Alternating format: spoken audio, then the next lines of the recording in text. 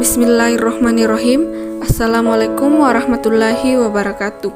Kami dari kelompok 9, kelas M95 Prodi PGSD Fakultas Ilmu Pendidikan Universitas Negeri Makassar yang beranggotakan Desi Fitriani dengan NIM 2004 075 020 66, dengan Wilda dengan NIM 2004 075 01061. Baik, di video kali ini kami akan menjelaskan tentang eksistensialisme dan realisme. Namun sebelum itu, ada yang tahu apa itu eksistensialisme? Jadi, eksistensialisme merupakan aliran filsafat yang menganggap bahwa manusia sadar akan keberadaannya dan setiap manusia bebas untuk bertindak, menciptakan, memilih secara tanggung jawab. Atau dengan kata lain, eksistensialisme adalah salah satu aliran filsafat dalam pendidikan yang beranggapan bahwa kebenaran ada pada kebebasan diri setiap individu dan tidak setuju atau mau untuk mengikuti aliran, kepercayaan, serta sistem. Sehingga menurut eksistensialisme, kebenaran adalah suatu hal yang bersifat relatif yang dapat berubah kapan saja. Hal tersebut dikarenakan setiap individu bebas untuk memilih apa saja yang dianggapnya benar.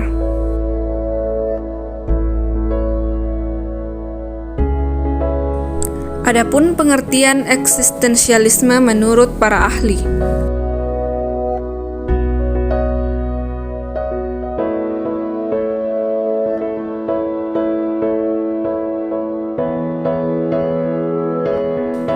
Yang pertama, menurut Søren Kierkegaard, dalam inti pemikirannya adalah eksistensi manusia bukanlah sesuatu yang statis, tetapi senantiasa menjadi manusia yang selalu bergerak dari kemungkinan menuju suatu kenyataan, dari cita-cita menuju kenyataan hidup. Jadi ditekankan harus ada keberanian dari manusia untuk mewujudkan apa yang ia cita-citakan atau apa yang ia anggap kemungkinan.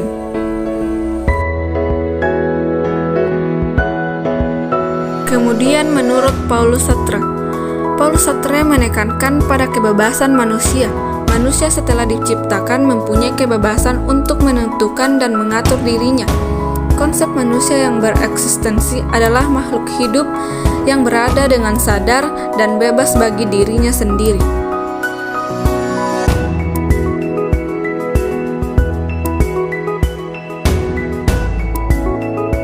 Menurut Friedrich Nietzsche, menurutnya, manusia yang bereksistensi adalah manusia yang mempunyai keinginan untuk berkuasa, will to power, dan untuk berkuasa manusia harus menjadi manusia yang super, yang mempunyai mental majikan, bukan mental budak. Kemudian menurut Martin Heidegger, bahwa inti pemikirannya adalah keberadaan manusia di antara keberadaan yang lain.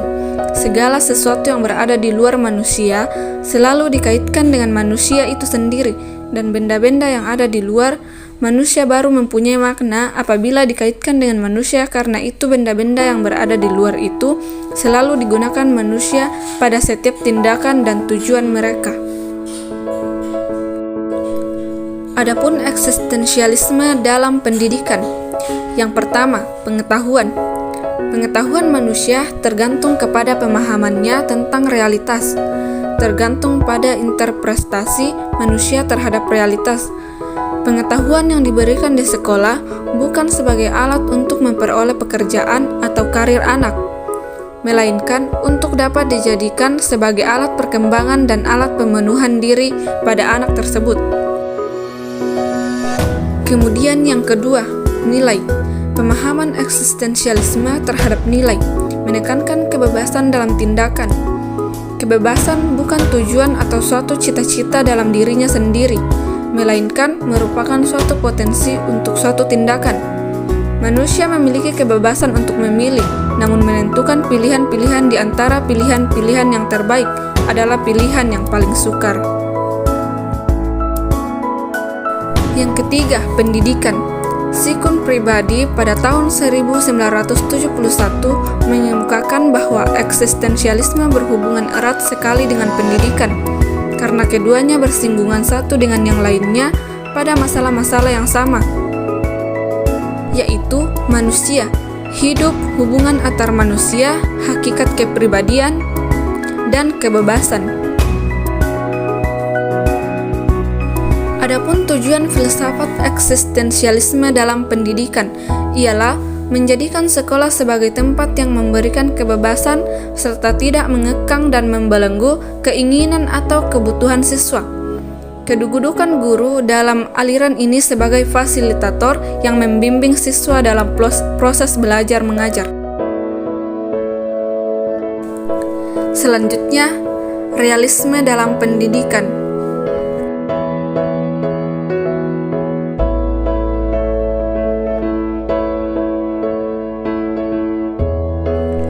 Apakah ada yang tahu apa itu realisme?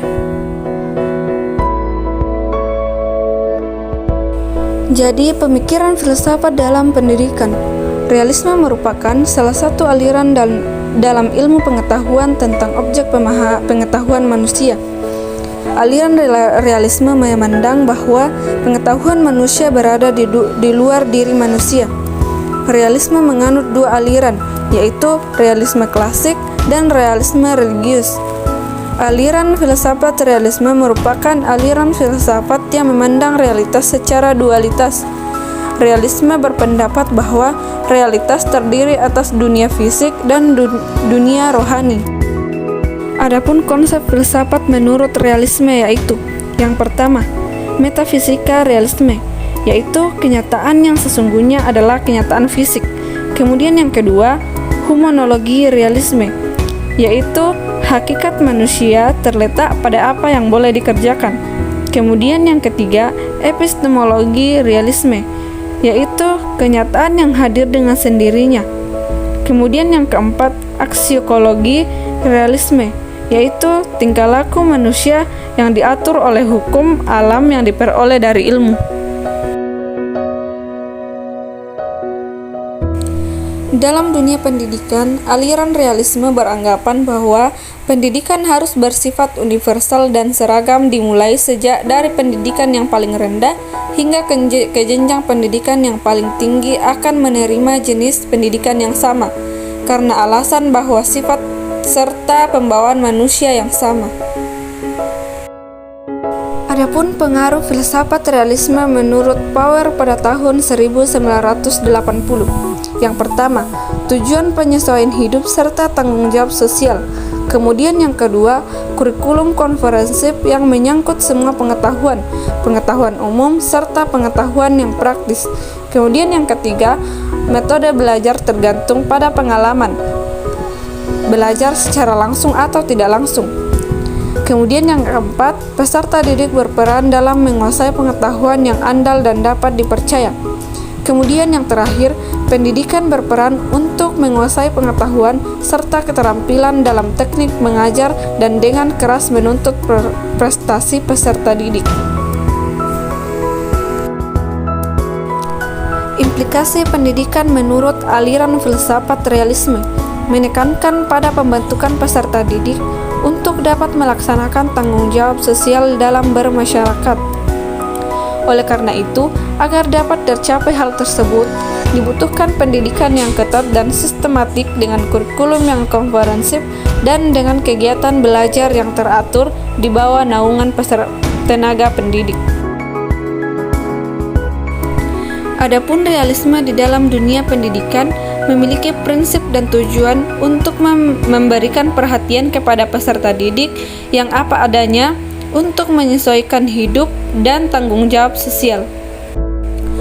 Mungkin itu saja video dari kelompok kami. Sekian dan terima kasih. Wassalamualaikum warahmatullahi wabarakatuh.